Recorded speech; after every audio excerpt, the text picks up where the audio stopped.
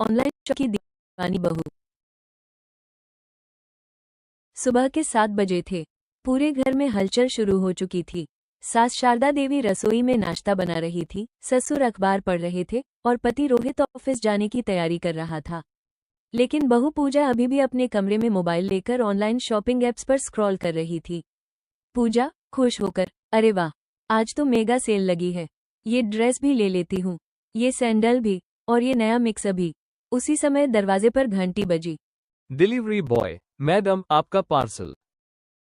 शारदा देवी ने दरवाजा खोला। शारदा देवी हैरान होकर, फिर से पार्सल? डिलीवरी बॉय, जी आज तो अभी शुरुआत है, बाकी 4 पार्सल शाम तक आ जाएंगे। शारदा देवी ने माथा पकड़ लिया। थोड़ी देर बाद शारदा देवी, पूजा जरा इधर आना। पूजा, जी मम्मी जी। शारदा देवी, ये रोज रोज इतने पार्सल क्यों आते हैं?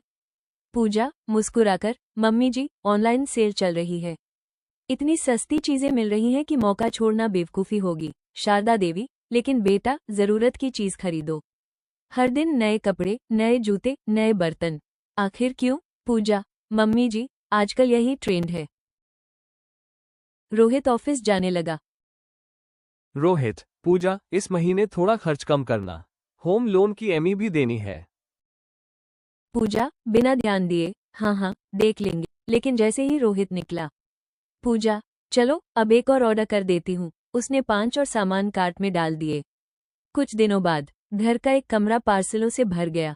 नई नई साड़ियाँ, जूते, kitchen set, home decoration, mobile cover, cosmetics, यहाँ तक कि एक ही रंग की 5-5 बोतलें भी खरीद ली थीं। शाम को रोहित, पूजा मेरे बैंक से लगातार पैसे कट रहे हैं। पूजा, अरे बस थोड़ी सी शॉपिंग की है।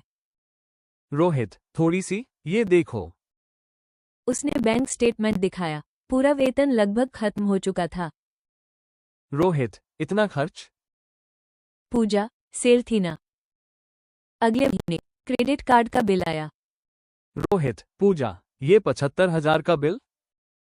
पूजा घबराकर, इतना कैसे? रोहित, तुम्हारी ऑनलाइन शॉपिंग। घर में तनाव बढ़ गया। शारदा देवी, बेटा पैसा कमाना आसान नहीं होता। पूजा, मैंने सोचा नहीं था। इसी बीच एक दिन रोहित की कंपनी में छटनी हो गई। रोहित की नौकरी चली गई। घर का माहौल बदल गया। अब हर खर्च सोच समझकर करना पड़ता था। एक दिन फिर डिलीवरी बॉय आया। Delivery boy, madam cash on delivery.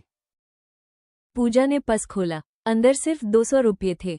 Order 4,500 रुपये का था। उसे पहली बार अपनी गलती का एहसास हुआ। रात को पूजा अकेले बैठकर रो रही थी।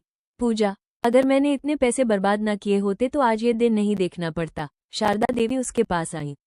शारदा देवी, गलती सबसे होती है, लेकिन जो इंसान अपनी गलती सुधार ले वही समझदार कहलाता है। अगली सुबह पूजा ने बड़ा फैसला लिया।